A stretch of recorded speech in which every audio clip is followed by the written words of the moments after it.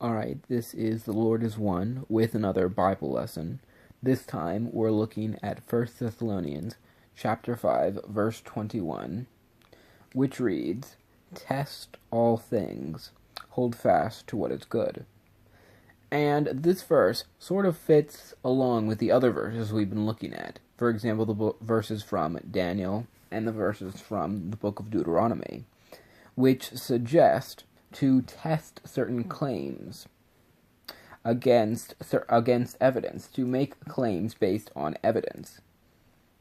So, for example, in Deuteronomy chapter 18, it suggests testing the validity of a prophet as to whether they are accurately able to predict the future.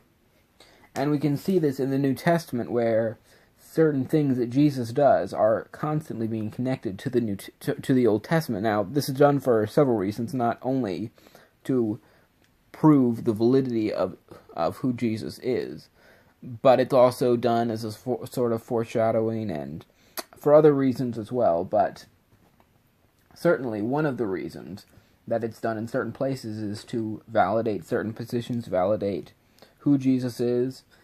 And so the argument from biblical prophecy, which is initially established by Deuteronomy 18, we can see is throughout the New Testament. And this verse, again, suggests testing. And again, as we saw in the previous ones, that form of testing comes from making predictions based on what the reality would be if a certain thing is true, and then testing those predictions later on.